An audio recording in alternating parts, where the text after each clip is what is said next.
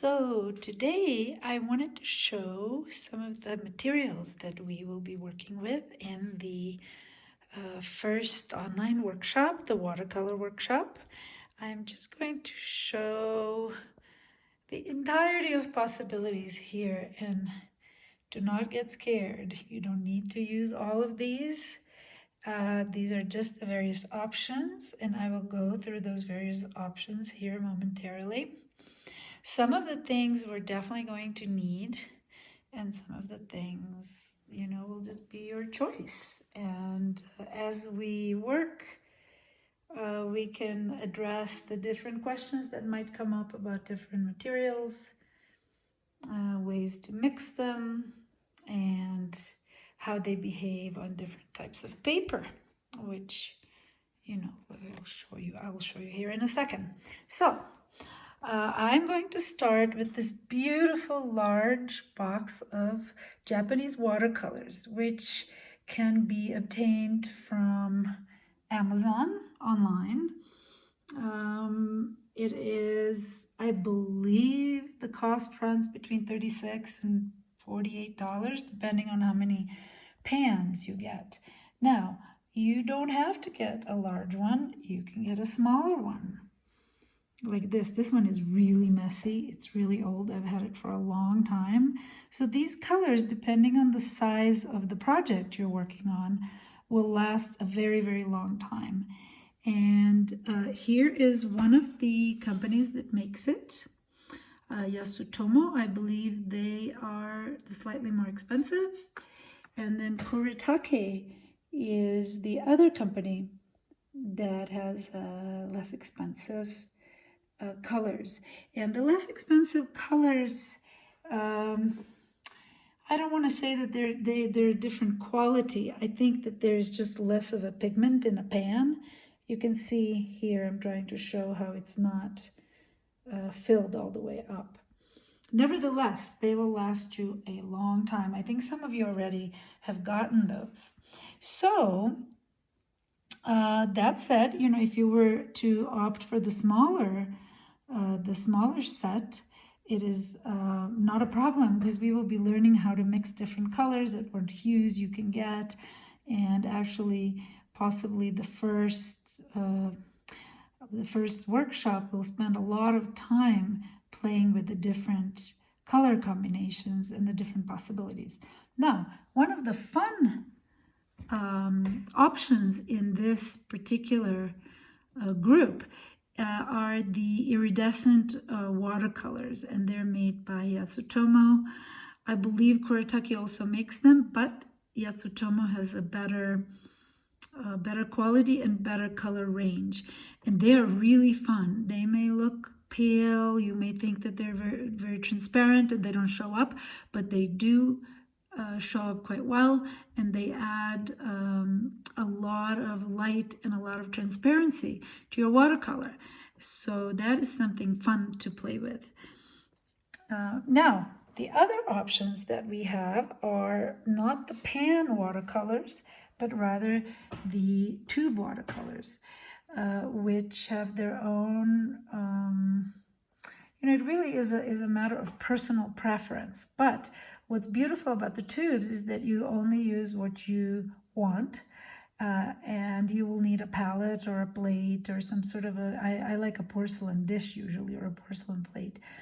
And the rest of it stays neatly and tightly packed in the tubes. This is, I believe this set is made by Seneye, which is one of the more expensive sets. But Cotman makes a good set. Winsor Newton, Holbein, they all make really good sets. And if you're just starting out, I would say just get a student grade set until you're sure you would like to, go forward with this, in which case you can invest more. Now, tubes, the beauty of tubes is also that you can buy them as you need them. And if you go to an art store, you will find there are many, many, many, many hues and colors. And as you can see, in my messy world, I would definitely not recommend keeping it like this, because it's a mess. But because I move my studio around between 3 different places, This is how I transport my stuff, I'm embarrassed to say. Although I love this bag. My friend Peggy gave me this. I think it comes from Morocco. Anyway, but inside here, one thing that's kind of interesting, you can purchase these online. It's a little sea sponge, or a piece of a sea sponge, which is really great to use for lifting color off paper when you've made a mistake, or wetting the paper before we start. So, okay, so let's move on to gouache.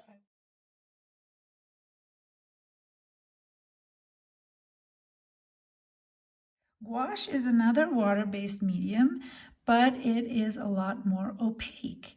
And just to illustrate the difference, I've pulled out some of my work from way back when.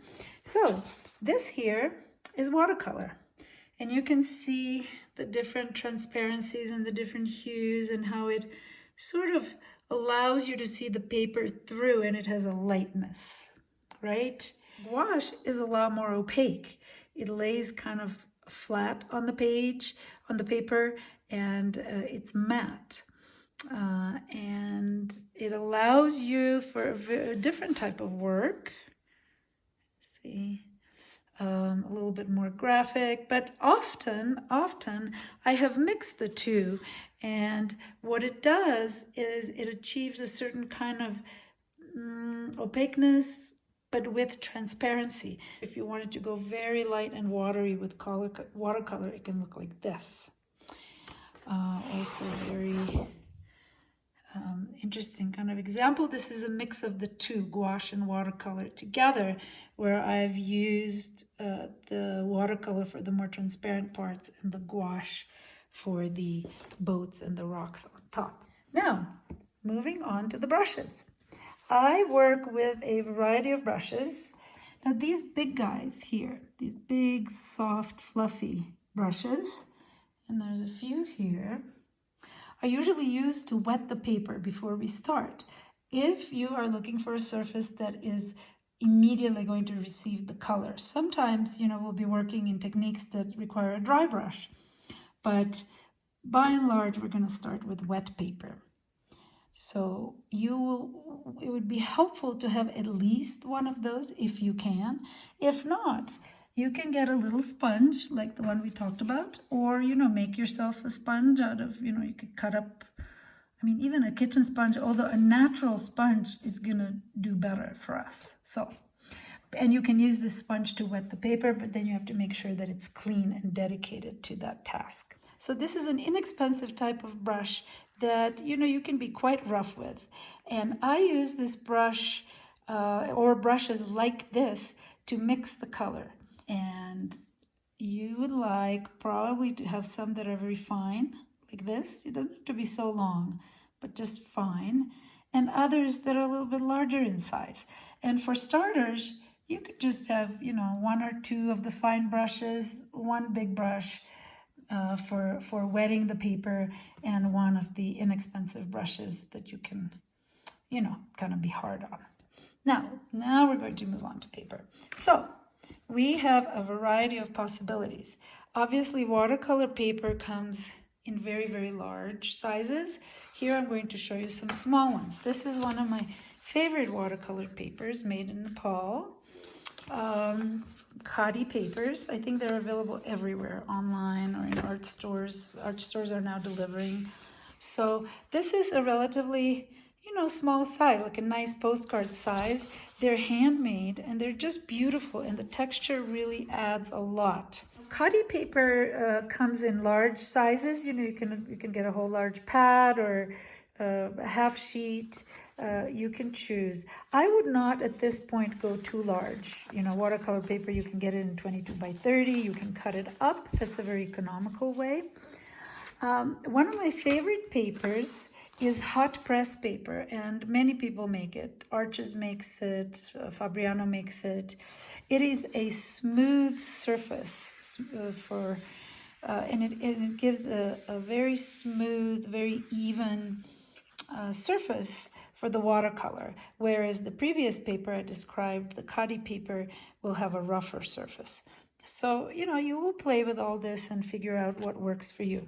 Here is, Canson makes a pad.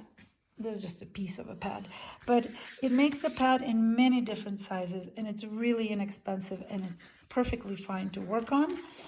Big, small, you choose the size. It's available on Amazon, and it has a medium roughness surface. In other words, it is not a very, very rough, but it's not a very smooth surface either. And if you are a neatnik and you want all of your pieces to be in one place, you can get a moleskin book. Moleskins are great for, and just make sure that you get a watercolor paper book rather than a writer's book. They come in big and small, and this is kind of a medium-sized landscape format, which I really like. And as you can see, the color, it really takes color well. It gives, it doesn't take away from the richness. And it has this nifty little rubber band so that if you're working outside, it'll hold your papers in place. That is also available on Amazon or anywhere online. Now, if none of that is a possibility, one of the funner things to work on is cardboard. And I have worked on anything from pizza boxes to, like shipping boxes that come with Amazon purchases in a pinch. This surface would be best with gouache. We can use watercolor, but gouache will sit better on this surface. Here are also some possibilities, but these are really ridiculous. This is a small sketchbook that I bought in Venice many years ago, and I love this size because it allows you to just keep it in your pocket and sketch wherever you go. This is actually watercolor paper, and look how beautifully it takes the color. And that's a tiny, tiny piece. I mean, I think you can see, look by my hand, it is not a big book. And then that comes in an even smaller book and a very tiny book. So this is perhaps when you are feeling very adventurous, you can get a tiny book like this and just go to town with a fine brush, like 00, 000, and see what you can create. So much for now. I very much look forward to seeing everybody in our Terra Magica isolation workshop. Please don't forget to register in the form below so I can send you all a full list of materials that we went over here in this video and a schedule of the full day of the workshop.